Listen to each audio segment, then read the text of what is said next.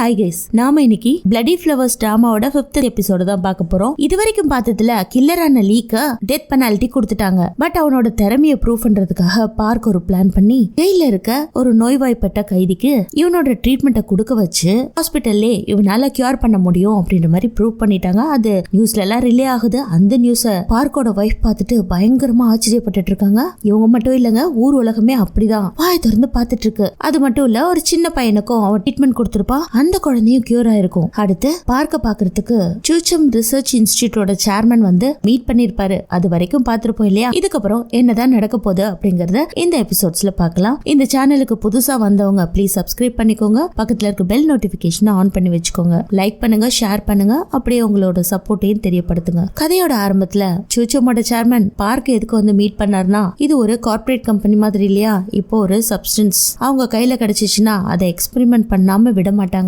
இப்ப லீக்கு மத்தவங்களோட தீராத நோயை குணப்படுத்தக்கூடிய சக்தி இருக்கு. அதனால எப்படியாவது அவனை தூக்கு தண்டனையிலேருந்து ஆயுள் தண்டனைக்காவது மாத்த போராடுங்க. இது உங்களோட பொண்ணோட நலனுக்காக இருக்கட்டும் அப்படின்ற மாதிரி கேட்டுக்க, இவனுங்க இப்ப வந்திருக்கிறதே கார்ப்பரேட் நிறுவனம் மாதிரி, கண்டிப்பா அவனை ஒரு ஜெயில் கைதி மாதிரி நடத்துவாங்கன்ட்டு பார்க் அதுக்கு ஒத்துக்கல. அதனால அவன் அங்கிருந்து கிளம்புனதுக்கு அப்புறம் திங்க் பண்ணிட்டே போறான். கண்டிப்பா இவன் லீய விடமாட்டான்னு நல்லாவே தெரியுது. லீ பண்ண சாகசங்கள் முழுக்க நியூஸ்லயும் பேப்பர்லயும் ரிலே ஆயிட்டே இருக்கு. அந்த சமயத்துல பார்க்கோட டீம் இருக்கு இல்லையா, அவங்க ஒரு ஆபீஸ்ல உட்காந்து வேலை செய்வாங்க. அதுல மீ இருப்பா. மீக்கு தலையில ஸ்கார் இருக்கான். அத அவ கண்ணாடியில பார்த்துட்டு லீயோட பிளட் இருந்தா ஸ்கின்னோட ப்ராப்ளம்ஸ் கூட ட்ரீட்மெண்ட் பண்ணிடலாம் போல இருக்கு, இந்த ஸ்காரை போக்குறதுக்கு லீ கிட்ட ஏதாவது ட்ரீட்மெண்ட் இருக்கான்னு கேட்கணும் அப்படின்ற மாதிரி அவ சொல்ல, பக்கத்துல இருந்த ஜோ டக்குன்னு எழுந்து வந்து, இங்க பாரு, உன்னோட அந்த ஸ்கார் எல்லாம் ஈஸியா கிளியர் பண்ண முடியும், இப்படி கொஞ்சம் ஃபில்டர் போட்டா போச்சு அப்படின்ற மாதிரி அவளோட போட்டோவை அழகா கொண்டு வந்து காட்ட, இப்படி எல்லாம் இல்லடா, எப்ப பார்த்தாலும் நான் அழகாயிடணும், இவனோட ட்ரீட்மெண்ட்டை இதுக்கப்புறம் ஹேர் பிளான்டேஷன்ல இருந்து ஸ்கின் ட்ரீட்மெண்ட் வரைக்கும் யூஸ் பண்ண போறாங்க பாரு அப்படின்ற மாதிரி இவங்க பேசிட்டு இருக்க. பார்க்கும் அதை கேட்டுட்டே இருக்காரு. அவர் அங்க இருந்து கிளம்பி போக வெளியில பாத்தீங்கன்னா மீடியா அப்படியே வெயிட் பண்ணிட்டு இருக்கு. அந்த நேரத்துல ஜோவும் மீயும் வந்து இப்போதைக்கு அவரை டிஸ்டர்ப் பண்ணாதீங்க அப்படின்ற மாதிரி தடுக்க, அவரும் அங்க இருந்து எஸ்கேப் ஆகி ஓடிடுறாரு. இவங்க ரெண்டு பேரும் இந்த பக்கம், நீங்க கேக்குற கேள்விக்கெல்லாம் பதில் சொல்றோம், என்ன கேள்வி கேளுங்க அப்படின்ற மாதிரி நின்றுட்டு இருக்காங்க. இந்த பக்கம் சா அவங்களோட டீமை மீட் பண்றா. அந்த டீம்ல அசம்பிளர் இருக்காரு, டிவி சேனல் சேர்மன் இருக்காரு, சாவோட பாஸான சீனியர் அட்வொகேட் ஹோ இருக்காரு. இத்தனை பேரும் உட்காந்துட்டு இப்ப மேல்முறையீடு பண்ணிட்டாங்க இந்த கேஸ்ல. இதுக்கப்புறம் என்ன தீர்ப்பு கொடுக்க போறாங்கன்னு தெரியாது. இதுக்கு முன்னாடி இருந்த ஜட்ஜ் வரமாட்டாங்க, வேற ஒரு ஜட்ஜ் தான் வருவாங்க அப்படின்ற மாதிரி பேசிட்டு இருக்கும் போது டக்குன்னு சா எழுந்து, இதுக்கப்புறம் நடக்க போற கேஸ நானே பாத்துக்கிறேன், இதுல வர வெற்றி என்ன மட்டும் சார்ந்தது, ஏன்னா நான் மட்டும்தான் கிரவுண்ட் ஒர்க் இறங்கி பண்ணிருக்கேன், நீங்களா கூட இருந்து என்னத்த பண்ணிட்டீங்க, இனிமே என்ன நீங்க மீட் பண்ணோம்னா என்கிட்ட அப்பாயின்மெண்ட் வாங்கிட்டு என்னோட ஆபீஸ்ல வந்து மீட் பண்ணுங்க அப்படின்ற மாதிரி சொல்லிட்டு கிளம்ப. அதை பார்த்துட்டு ஆல்ரெடி இவ இப்படிதான் ரூடா பேசுவான்னு டிவி சேனல் சேர்மனுக்கு தெரியும் இல்லையா, அவரு சிரிக்க மத்தவங்க எல்லாம் முழிச்சுட்டு உட்காந்துட்டு இருக்காங்க. வெளியில பாத்தீங்கன்னா பெரிய ப்ரொட்டஸ்டே நடந்துட்டு இருக்கு. ஒரு சில பேர் அவனை விடுவிச்சிருங்க, அவனுக்கு நியாய தீர்ப்பு கொடுத்தீங்கன்னா மத்த மக்களை காப்பாத்துவாங்க அப்படின்ற மாதிரியும், இன்னொரு பக்கம் அவனுக்கு தூக்கு தண்டனை கொடுக்கணும்ன்ற மாதிரியும். அந்த சமயத்துல ரெண்டு அட்வொகேட்ஸும் வராங்க. அதே சமயத்துல போலீஸ் பஸ்ல லீயும் வரான். அடுத்து கோர்ட்ல எல்லாருமே ஆஜரானோன்னு சாவ ஜட்ஜ் கூப்பிட்டு உன்னோட வழக்க தொடரலாம் அப்படின்ற மாதிரி சொல்ல, அவங்களும் ஹாஸ்பிட்டல்ல இப்படி அட்மிட் ஆயிருக்கும் போது இன்னொரு பேஷண்ட்டுக்கு கைதிக்கு அவன் ட்ரீட்மெண்ட் கொடுத்திருக்கான், அது கியூர் ஆச்சுன்னு சொல்றாங்க. அது இன்னும் கான்பிடன்ஸா உண்மையானே புரியல. பட் இது பெர்மிஷனே வாங்காம ஒரு திட்டமிட்ட சதி மாதிரியே இருக்கு. எதுவா இருந்தாலும் இவன் 17 பேரை கொலை பண்ணா, அதனால இவனுக்கு தூக்கு தண்டனை கொடுங்க அப்படின்ற மாதிரி சொல்லிட்டு உட்காந்துடுறா. அப்ப ஜட்ஜ் பார்க்க கூப்பிட்டு உங்களோட வாதத்தை வைக்கலாம் அப்படின்ற மாதிரி சொல்ல, அவர் எதையோ யோசிச்சுட்டு இருக்காரு. அதுக்கப்புறம் திரும்பவும் கூப்பிட, சாரி யுவர் ஆனர் அப்படின்னு சொல்லிட்டு, இப்ப நான் வைக்க போற வாதம் என்னன்னா, இதுக்கு முன்னாடி ஜெயிலுக்குள்ள இவன் வரதுக்கு முன்னாடி நிறைய பேரை குணப்படுத்திருக்கான். அதுல ரெண்டே எக்ஸாம்பிள காட்டினா, ஒன்னு போலியோ அட்டாக், அந்த பையன் பரிபூர்ணமா குணமாயிட்டான். ஆனா இன்னொருத்தனுக்கு பிளட் கேன்சர் இருந்துச்சு. அவனுக்கு ட்ரீட்மெண்ட் எடுத்துட்டு இருக்கும் போதே போலீஸ் அவனை அரெஸ்ட் பண்ணிட்டாங்க. ஆனா அரெஸ்ட் பண்ணும் போது லீ என்ன சொன்னானா, நான் இப்ப ட்ரீட்மெண்ட் கொடுத்துட்டு இருக்கேன், இதை கம்ப்ளீட் பண்ண விடுங்க, அப்படி இல்லைன்னா இவனை வேற டாக்டர் கிட்ட நீங்க கொண்டு போய் அட்மிட் பண்ணாலும் அவனுக்கு ஃபுல்லா அந்த நோய் கியூர் ஆகாது அப்படின்ற மாதிரி வார்ன் பண்ணிருப்பான். அவன் சொன்ன மாதிரியே அவனுக்கு நோய் கியூர் ஆகாம இருந்திருக்கும். அதனாலதான் ஃபர்ஸ்ட் ட்ரையல் நடக்கும்போது பிளட் கேன்சர் பேஷண்டான சாங் வந்து எனக்கு இன்னும் நோய் குணமாகல, அவனோட ட்ரீட்மெண்ட் எல்லாம் பொய்ன்ற மாதிரி சொல்லியிருப்பான். அப்படிங்கிற அந்த ஹிடன் ட்ரூத்தை இவர் கண்டுபிடிச்சு சொல்லிடுறாரு. அதுக்கப்புறம் எதேச்சியா ஜெயில்மேட் கூட சண்டை நடந்துச்சு. அந்த சண்டையில இவன் ஹாஸ்பிட்டல் அட்மிட் ஆனா. ஆனா அந்த சமயத்துல கூட அவனுக்கு நோய் இருக்கிறத தெரிஞ்சுக்கிட்டு கில்லரான லீ அவனுக்கு ட்ரீட்மெண்ட் கொடுத்திருக்கான். சோ அவன் பரிபூர்ணமா இப்ப குணமாயிட்டான். இப்ப இவனால மத்தவங்களுக்கு கியூர் பண்ற திறமை இருக்கு அப்படிங்கறத நான் முன்வைக்கிறேன், இதுக்கப்புறம் நீங்க தான் முடிவு பண்ணணும் அப்படின்னு சொல்லிட்டு அவர் உட்கார்ந்துடுறாரு. சோ இந்த வாதத்தை எல்லாம் கேட்டுட்டு ஜட்ஜ் என்ன சொல்றாருன்னா, ஆமா இவனுக்கு கியூர் பண்றதுக்கு திறமை இருக்கு, அந்த பவர் இருக்கு, ஆனா இவன் 17 பேரை கொலை பண்ணிருக்கான். அதுக்காக இவனுக்கு டெத் சென்டென்ஸ் கொடுக்க போறது இல்ல. அதுக்கு பதிலு இவன் உயிரோட இருக்கிற வரைக்கும் போலீஸ் கஸ்டடியில தான் இருப்பான். ஒரு ஆயுள் தண்டனை கைதியா இருந்து மத்த பேஷண்ட்ஸ்க்கு இவன் சர்வீஸ் பண்ணலாம். அதுவும் கவர்மெண்ட் அப்ளை பண்ண ஒரு குவாரண்டைன் ஃபெசிலிட்டியில மட்டும்தான் இவனால அந்த சர்வீஸ பண்ண முடியும்ன்ற மாதிரி சொல்லி தீர்ப்பு கொடுத்துறாரு. இதுல இருந்து என்ன புரியுது? இந்த தீர்ப்பை மாத்தி அமைச்சதே கார்ப்பரேட் நிறுவனமான சுச்சும் மெடிக்கல் எக்ஸ்பெரிமெண்ட் குரூப் தான். இது நம்ம சாவுக்கு தெரியல. அவ ஃபைனலா இந்த கோர்ட்ல தலை குனிஞ்சு உட்காந்துட்டு இருக்கா. அதுக்கப்புறம் வெளியில வரும்போது பிரஸ் மீடியாலாம் அவளை நீங்க இந்த கேஸ்ல தோத்து போயிட்டீங்க, அதை பத்தி என்ன நினைக்கிறீங்கன்ற மாதிரி கேள்வியெல்லாம் கேட்க எந்த ஒரு பதிலும் சொல்லாம அங்கேருந்து எஸ்கேப் ஆயிடுறா. அடுத்து கில்லரான லீய கூட்டிட்டு வராங்க. அந்த சமயத்துல எல்லாருமே அவனை தூக்குல போடுங்க, தப்பான தீர்ப்பு கொடுத்துட்டீங்க அப்படின்ற மாதிரி அவன் பஸ்ல ஏறி உட்காந்தாலும் முட்டையாலையும் பேப்பர் பாலாலையும் அடிக்கிறாங்க. அவன் பாட்டுல நிம்மதியா என்ன மூடிக்கிட்டு அப்படியே சிரிச்சுட்டு போறான். அடுத்து லீ இப்போ சூச்சுமோட மெடிக்கல் குரூப்புக்கு போக போறான். அவனுக்கான ஃபெசிலிட்டியை நாங்க ஏற்பாடு பண்ணி கொடுக்குறோம் அப்படின்ற மாதிரி அவனும் நியூஸ்ல ரிலே பண்ணிடுறான். இதை எல்லாருமே கேட்டு ஒரு கான்ஃபரன்ஸ் போடுறாங்க. அது ஒரு பெரிய கார்ப்பரேட் நிறுவனம் மாதிரி. அவங்க மெடிக்கல் டெஸ்டிங் எல்லாம் பண்ணுவாங்க, லேப் எக்ஸ்பெரிமெண்ட் எல்லாம் நடத்துவாங்க. அவனோட பிளட் எடுத்து சீரமா ரெடி பண்ணி நிறைய பேஷண்ட்ஸை குணப்படுத்துறதுக்கும் திறமை இருக்கு அவங்களுக்கு. அடுத்த சீன்ல சாவ ஹோ நிக்க வச்சு இந்த கேஸ்ல தோத்து போயிட்டா. ஆரம்பத்திலேயே சொன்னேன் இல்லையா, அந்த கேஸை விட்டு வெளியில வந்துரு, உங்க அப்பா பெரிய பிசினஸ் மேன, அவர் கூட போய் சேர்ந்துக்கோன்னு சொன்னேன் இல்லையா, இப்போ தோத்துட்டு வந்து நிக்கிற, இதெல்லாம் உனக்கு தேவையான்ற மாதிரி பயங்கரமா அசிங்கப்படுத்திடுறது. இவளும் சாரி சொல்லி பாக்குறா. ஆனா சாக்கு இருந்த 2 பிஏ இருந்தாங்க இல்லையா, அவங்களுக்கு வேற இடத்துல டிரான்ஸ்ஃபர் பண்ணி கொடுத்துறாரு.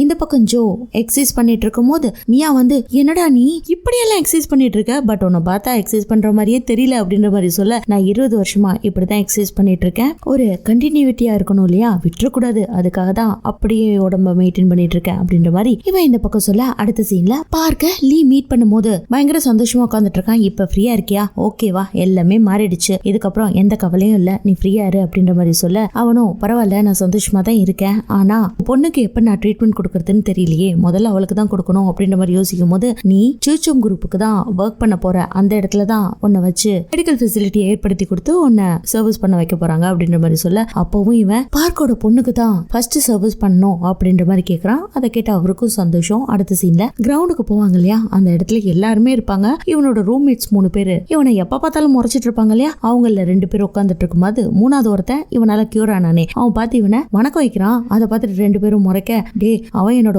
உயிரை காப்பாத்தினவன் மட்டும் கிடையாது, என் நோயையும் தீர்த்து வச்சவன் அப்படின்ற மாதிரி சொல்ல, இவன் வாயில டிக்டாக் டிக்டாக்னு சொல்லிக்கிட்டே போயிட்டு இருப்பான். பட் இவனோட தாட்ஸ் ஃபுல்லா சூச்சும் கம்பெனி எதுக்காக இவனை அவங்களோட லேபுக்கு கூட்டிட்டு போறாங்க அப்படின்றத திங்க் பண்ணிக்கிட்டே, இன்னைக்கு வெயில் ரொம்ப அதிகமா இருக்கே அப்படின்னு நினைக்கிறான். ஓ, இத பத்தி உங்களோட அபிப்பிராயம் என்ன?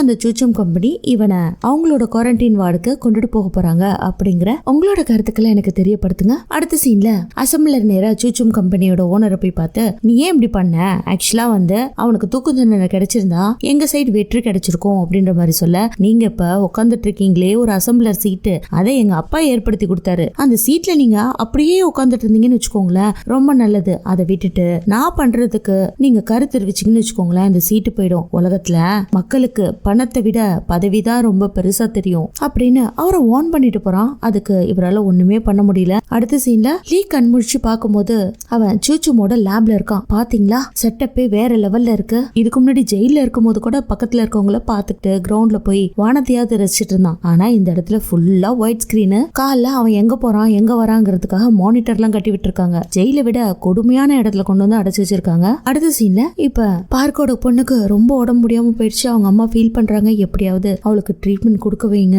லீ கிட்ட பேசுங்கன்ற மாதிரி எல்லாம் கேக்குறாங்க. ஆனா முதல்ல அவங்க ஓகே சொல்லியிருந்தா அவன் ட்ரையல்ல இவங்களோட குழந்தைக்கு தான் ட்ரீட்மெண்ட் கொடுத்திருப்பான். அதை அவர் நினைச்சு பார்த்துட்டு அப்படியே குழந்தையோட பக்கத்துல உட்காந்துட்டு இருக்கும்போது அந்த குழந்தையோ ஒவ்வொரு நாளும் பயங்கர வீக் ஆயிட்டே போறாங்க. பாருங்க, உட்காந்துக்கிட்டே இருக்கும்போது, அப்பா நீங்க எங்க இருக்கீங்க, என்னால உங்களை பார்க்க முடியல, ஏன் என்னால கண்ணை திறக்க முடியல அப்படின்ற மாதிரி கேட்ட உடனே அவருக்கு அப்படியே அதிர்ச்சி ஆயிடுது. டக்குன்னு எழுந்து கிட்டக்க வந்து, என்னாச்சு உனக்கு, உண்மையாவே உன்னால என்ன பார்க்க முடியலையா அப்படின்ற மாதிரி கேட்க, ஆமாப்பா அப்படின்னு சொல்லிட்டு பயங்கரமா அழுதோன்னு இவருக்கு அப்படியே ஈரக்கொலையை நடுங்கி போய் குடுக்குடுன்னு ஓடுறாரு. இந்த பக்கம் வேலை எல்லாம் முடிஞ்சிச்சு இல்லையா, அதனால மியா நான் இங்க இருந்து கிளம்புறேன் அப்படின்ற மாதிரி அவளோட டாக்குமெண்ட்ஸ் எல்லாம் எடுத்து பாக்ஸ்குள்ள வைக்கும் போது, எங்க பாரு நீ எதுக்காக போகணும், எங்க கூடயே இருந்து கடைசி வரைக்கும் வேலை பாரு, இன்னும் இந்த கேஸ் முடிஞ்ச மாதிரி இல்ல, இன்னும் நிறைய விஷயங்கள் இருக்கு அப்படின்ற மாதிரி எல்லாம் சொல்லும் போது அவ பாட்டுல அவ வேலையை பார்த்துட்டு இருக்கா. அந்த நேரத்துல சூச்சும் குரூப்பை பத்தி இவனை டிஸ்கஸ் பண்றான். சோ அதை பத்தி வேற இன்வெஸ்டிகேஷன் பண்ண வேண்டியதா இருக்கு, பட் பார்க்கு தான் என்ன கிளம்ப சொல்லிட்டாரு அப்படின்ற மாதிரி சொல்ல, இங்க பாரு நான் உனக்கு எங்க இருந்தீனா இந்த கேஸ்ல வர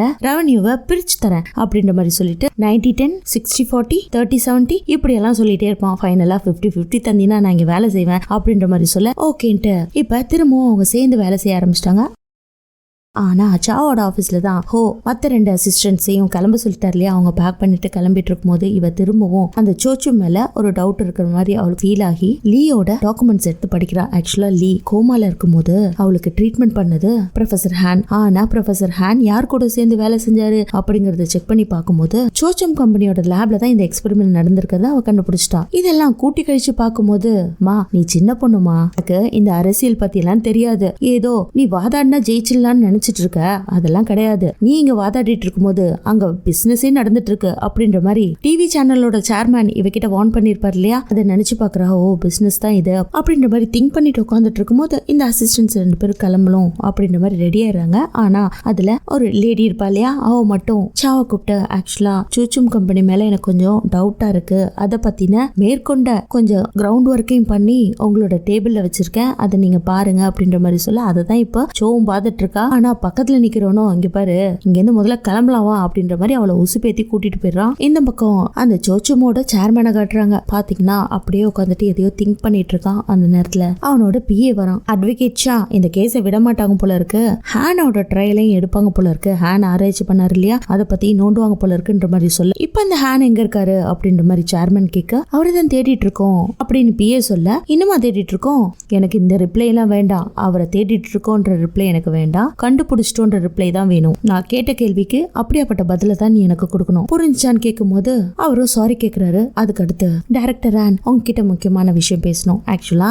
குழந்தைங்க நிறைய பேர் நோயினால பாதிக்கப்பட்டிருக்காங்க. அவங்களோட நலனுக்காகவும் அவங்க குடும்பத்தோட நலனுக்காகவும் இப்ப லீய கூட்டிட்டு வந்து நம்மளோட லேப்ல வச்சு ட்ரீட்மெண்ட் கொடுக்க போறத பத்தி நீங்க என்ன நினைக்கிறீங்க அப்படின்னு கேட்க, நீங்க கரெக்டா தான் சார் பண்றீங்க, சோ சீக்கிரமா வேலையை முடிங்க, ஹான் உயிரோட இருக்கணுமா என்ன அப்படின்ற மாதிரி கேட்க, எனக்கு புரியுது சார், நான் சீக்கிரமா முடிச்சிடுறேன் அப்படின்ட்டு இவனோட அசிஸ்டன்ட் கிளம்ப அடுத்த சீன்ல அவன் கார் எடுத்துட்டு வேகமா போய் இப்ப டாக்டர் ஹான் வீட்ல தங்காம இது ஒரு ஹோட்டல் ரூம்ல தங்கி இருக்காரு. அதை மோப்ப முடிச்சு அந்த இடத்துக்கு அசாசின் ஒருத்தன் போறான். இவன் இங்க மேல ஏறதுக்குள்ள அவர் அங்க இருந்து எஸ்கேப் ஆகி போயிடுறாரு. பட் போறாத காலம் லீயோட ரெட் டைரி இருந்துச்சு இல்லையா, அதை வச்சுட்டு போயிடுறாரு. அதை இவன் கையில எடுத்துக்கிறான். அடுத்து இந்த பக்கம் சேர்மனோட ஆபீஸ்ல ஒரு பெரிய பிரஸ் மீட்டே நடந்துட்டு இருக்கு. அதுல பெரிய பெரிய ரிசர்ச் கம்பெனியோட அதிகாரிகள்லாம் வந்து கேள்வி கேட்க ஆரம்பிக்கிறாங்க. இப்போதைக்கு லீய கூட்டிட்டு வந்து உன்னோட மெடிக்கல் லேப்ல வச்சிருக்க, ஓகே தான், அதனால மத்தவங்களுக்கு நன்மை செய்ய தான் போற, பட் இதெல்லாம் தேவையான்ற மாதிரி கேக்குறாங்க. அதுல ஒரு லேடி இந்த கேள்வியை பர்டிகுலரா கேட்கும் போது, நான் ஒரு நாயை கூட்டிட்டு வந்து வச்சிருக்கேன், அதோட எஜமானன் நான், அந்த நாய்க்கு நான் சாப்பாடு போடாம விட்டுருவேனா, அந்த நாயை நல்லா தான் பார்த்துப்பேன், அந்த நாய் இந்த உலகத்துக்காக சர்வ் பண்ணும், உங்களுக்கு புரிஞ்சிச்சுன்னு நினைக்கிறேன் அப்படின்ற மாதிரி அங்க இருக்கவங்க எல்லாம் ஒரே ஐடியா மிரட்டிடுறான். அடுத்து பார்க் வரும்போது மீடியா பீப்புள் சும்மா விடாம கார் பார்க்கிங் ஏரியால கூட வந்து துரத்தி பேட்டி எடுத்துட்டு இருக்காங்க. நல்ல வழியாச்சா அந்த இடத்துக்கு வந்து அவரை கொஞ்சம் பிரைவசியா விடுங்க, அதான் கேஸ் எல்லாம் முடிஞ்சு போச்சு அப்படின்ற மாதிரி எல்லாரையும் துரத்தி விட்டுட்டு அவர் கூடவே டிராவல் பண்ணி போறா. ஆக்சுவலா கோர்ட்ல மட்டும்தாங்க இவங்க 2 பேரும் கொஞ்சம் எதிரும் புதிருமா இருப்பாங்க. பட் வெளியில நேச்சுரலா தான் பழகுவாங்க. ஏன்னா பார்க்கோட அசிஸ்டன்ட் தான் இவ, அவர்கிட்ட ட்ரைனிங் எடுத்தவ தான் சா. கார்ல போகும்போது அந்த கேஸ்ல தோத்து போயிட்டா இல்லையா, அதை நேரடியா சொல்லாம நல்லா காத்து வாங்கிட்டு இருக்க போல இருக்கு, இங்கேயும் அலைஞ்சிட்டு இருக்க அப்படின்ற மாதிரி கேட்க, இங்க பாருங்க சார், நான் தோத்து போனது உண்மைதான், ஆனா நான் நியாயத்துக்காக போராடினேன் அப்படின்ற மாதிரி சொல்ல, இங்க பாருமா, நீ கரெக்டா தான் எல்லா வேலையும் பண்ண, ஆனா உன்னோட சீஃப் நம்பாதன்னு சொல்லியிருந்தேன் இல்லையா, அவரு பணம் எந்த பக்கம் இருக்கோ அந்த பக்கம் தான் தலை சாய்க்கிறவரு. ஆமா சார், நானும் அவரை தான் நம்பினேன், என்ன பண்ண முடியும், என்னோட பாஸ் என்னால மிஸ் பண்ண முடியாது, அதனாலதான் அவருக்கு கீழே நான் வேலை செஞ்சுட்டு இருந்தேன் அப்படின்ற மாதிரி பவ்யமா சொல்ல, நீயா அப்படின்னு இவரு கேட்க, என்ன சார் என்ன பார்த்து கிண்டல் பண்றீங்களா, அதெல்லாம் இருக்கட்டும், ப்ரொஃபசர் ஹானை பத்தி உங்களுக்கு தெரியும் இல்லையா அப்படின்னு பார்க்க பார்த்து இவ கேட்க, நான் லீயோட அட்வொகேட், எனக்கு தெரியாம இருக்குமா, ஓகே சார், ஆனா பாஸ்ட்ல ஒரு கேஸ் கனெக்ட் ஆற மாதிரி எனக்கு தோணுது, ப்ரொஃபசர் ஹானுக்கும் என்னோட சீஃபான ஓக்கும் அது சம்திங் ஃபிஷியா இருக்க மாதிரி இருக்கு சார், ஏதோ ஒன்னத மறைச்சிருக்காங்க அப்படின்னு சா சொல்றத கேட்டு பார்க், இதெல்லாம் ஏமா என்கிட்ட இப்ப சொல்ற அப்படின்னு கேட்க, ஆமா சார், அந்த ட்ரையல்ல நான் தோத்து போனது உண்மைதான், அதுக்காக நான் சொல்ல வரதை கேட்காம இருக்காதீங்க, இது ரொம்ப இம்பார்ட்டன்ட் அப்படின்னு சொன்ன உடனே பார்க், அதுக்கு இங்க பாருமா, நான் ஒரு லாயர், டிடெக்டிவ் கிடையாது அப்படின்னு சொன்னோன்னே, சரிங்க சார், இந்த கேஸ்ல நான் இப்ப சொன்ன கேஸ்ல லீயும் இன்வால்வ் ஆயிருந்தா நீங்க என்ன பண்ணுவீங்க அப்படின்னு சொன்னோன்னே காரை நிறுத்தி அவளை இறக்கி விட்டுறாரு. அந்த இடத்துல பாத்தீங்கன்னா பெரிய ஸ்கிரீன்ல லாட்டரி மாதிரி சின்சோவோட சேர்மன் இன்ட்ரோடியூஸ் பண்ணிட்டு இருக்கான். ஒரு அனௌன்ஸ்மெண்ட்டையும் விட்டுருக்கான். என்னன்னா இப்போ தீர்க்கவே முடியாத நோயில இருக்காங்க இல்லையா, அவங்களுக்குலாம் ஃபர்ஸ்ட் கம் ஃபர்ஸ்ட் சர்வ் மாதிரி யாரெல்லாம் முன்னாடி வரீங்களோ அவங்களுக்குலாம் ஆஃபர் இருக்கு, அவங்களோட நோயெல்லாம் பரிபூர்ணமா குணமாயிடும் அப்படின்ற மாதிரி டிவில ரிலே ஆயிட்டு இருக்கு. பாத்தீங்களா, ஒருத்தனை வச்சு இன்னொருத்தன் எப்படி பிசினஸ் பண்றான் அப்படிங்கறத சாவும் பாக்குறா. அந்த ஊர்ல இருக்கவங்களும் அதை தான் பார்த்து காசிப் பண்ணிட்டு இருக்காங்க. அடுத்த சீன்ல இவ கிரவுண்ட் ஒர்க் பண்ண ஆரம்பிச்சிட்டா. சாவோட ரூமுக்கு போய் ஹானோட இன்டர்வியூ நோட்ஸ் இருக்கும் இல்லையா, அதை எடுத்து பாக்குறா. அவ லீயோட கேஸ் நடந்துட்டு இருக்கும் போதே ஒருத்தர் செத்து போயிருப்பாரு இல்லையா, அவரோட கிரைம் சீனுக்கு போனவ ஒரு போட்டோவை எடுத்திருந்திருப்பா. அதுல ஜின்னம் மெடிக்கல் ரிசர்ச் இன்ஸ்டிடியூட் அப்படின்ற பேரோட ஹானும் பக்கத்துல ஒரு கண்ணாடி போட்டவனும் நின்றுட்டு இருந்திருப்பான். அந்த போட்டோவை ஆல்ரெடி சா எடுத்துட்டு வந்து வச்சு அப்பப்போ பாத்துட்டு இருந்திருப்பா இல்லையா. இப்ப இவளுக்கு இந்த போட்டோவை வச்சு என்ன புரிய வருதுன்னா, ஜின்னம் மெடிக்கல் ரிசர்ச் இன்ஸ்டிடியூட்னா அது சின்சுமோட நிறுவனத்தை சார்ந்தது. அப்போ லீ கோமால இருக்கும்போது அவனோட பெர்மிஷனே இல்லாம ஒரு ஹியூமன் ரிசர்ச் அவன் மேலேயே நடந்திருக்கு அப்படிங்கறத கண்டுபிடிச்சிடா. பட் அது ஊர்ஜிதமா ப்ரூஃப் பண்ணணும்னா எவிடன்ஸ் வேணும் இல்லையா. அதே மாதிரி இந்த பக்கம் லீ உட்காந்துட்டு எந்தெந்த பேஷண்ட்ஸ் அவன் குணப்படுத்த போறான்னு ஒரு லிஸ்டே போட்டு கொடுத்துருக்காங்க. அதுல ஒவ்வொன்றும் அவன் செக் பண்ணி பார்க்கும்போது அட்வொகேட் பார்க்கோட பொண்ணு பேர் மட்டும் இல்லங்க, பார்க் மின்சோட பேர் மட்டும் இல்லையே அப்படின்ற மாதிரி திங்க் பண்ணிட்டு இருக்கான். சின்சுமோட சேர்மன் பார்க்கோட பொண்ணு பேரை ஏன் ஆட் பண்ணலன்னு உங்களுக்கே தெரியும் இல்லையா. ஏன்னா அவனா போய் வாலண்டரியா பார்க்கு கிட்ட ஹெல்ப் கேட்கும் போது பார்க் அதை பண்ணி கொடுக்கல. இதை அவன் யோசிச்சுட்டு இருக்கும் போது அவனை பாக்குறதுக்கு யாரோ விசிட்டர்ஸ் வராங்க. அதே நேரம் ஹாஸ்பிட்டல்ல காட்டுறாங்க. பார்க்க துடிச்சு ஓடுறாரு. குழந்தைக்கு ரொம்ப முடியலையா, ஐசியூல அட்மிட் பண்ணிருக்காங்க. அவளுக்கு என்னாச்சு, அவன் நல்லா வந்துருவாளா அப்படின்னு டாக்டர் ஆனா அவங்க அம்மா உட்காந்து ஃபீல் பண்ணிட்டு இருக்காங்க. ஒய்ஃப் இப்படி ஃபீல் பண்றது பார்த்து பார்க்குக்கும் ஒன்னும் புரியல. அப்படியே ஸ்தம்பிச்சு போய் நிக்கிறாங்க. இந்த பக்கம் சுச்சுவோட சேர்மனை பார்க்க சா போயிருக்காங்க. அதே சமயத்துல லீய பார்க்க ப்ரொஃபசர் ஹான் போயிருக்காரு. இந்த பக்கம் மின்சு ஐசியூல தீவிர சிகிச்சையில இருக்கா. இந்த பக்கம் சா போன உடனே சேர்மன் ரொம்ப பவ்யமா எங்க அப்பா இந்த யூனிட்டை 2015 இருந்து டாக்டர் ஹானோட கைகூத்து தான் நிறைய ரிசர்ச் எல்லாம் பண்ணிருக்காரு. அது 2023 வரைக்கும் நீடிச்சிச்சு. அதுக்கப்புறம் எங்க அப்பாவுக்கு உடம்பு முடியாம அவரு இறந்துட்டாரு. அதுக்கப்புறம் தான் நான் அந்த சேர்மன் பதவிக்கே வந்தேன். ஸ்டெம் செல்ஸை வச்சு ப்ரொஃபசர் சி ஜுங் ஹம் கூட சேர்ந்து ஒரு ரிசர்ச் எல்லாம் பண்ணாங்க. எங்க அப்பாவும் ஹானும் நல்ல ஒரு ஃப்ரெண்ட்ஸ். அவங்க ரெண்டு பேரும் சேர்ந்து நிறைய விஷயங்களை கண்டுபிடிச்சிருக்காங்க. நிறைய விஷயங்களை படிச்சு சிச்சும் லேபுக்காக இன்கியூரபிள் டிசீஸ் எல்லாம் போக்குறது எப்படின்னு நிறைய ஆராய்ச்சிகளை பண்ணிருக்காங்க அப்படின்னு சேர்மன் பேசிட்டு இருக்கும் போது சா டக்குன்னு பக்கத்துல நிக்கிற ஆனா ஒரு கண்ணுல பார்க்க இத சேர்மன் புரிஞ்சுக்கிட்டு நீ கொஞ்சம் வெளியில இருக்கியா அப்படின்னு இவனோட அசிஸ்டன்ட்ட வெளியில அனுப்பிச்சு வச்சிரான். சோ இப்ப சாவால ஓப்பனா பேச முடியும் இல்லையா. அதனால இதுக்கப்புறம் என்னெல்லாம் நடக்க போகுதுன்னு சுவாரஸ்யமான காட்சிகளை மிஸ் பண்ணாம பார்க்க சேனலை கொஞ்சம் சப்ஸ்கிரைப் பண்ணுங்க. பக்கத்துல இருக்க பெல் நோட்டிபிகேஷனை மறக்காம கொடுங்க. லைக் பண்ணுங்க, ஷேர் பண்ணுங்க, மொபைல்ல பாக்குறவங்க ஹைப் பண்ணுங்க. மீண்டும் நாளை சந்திப்போம். தேங்க்யூ.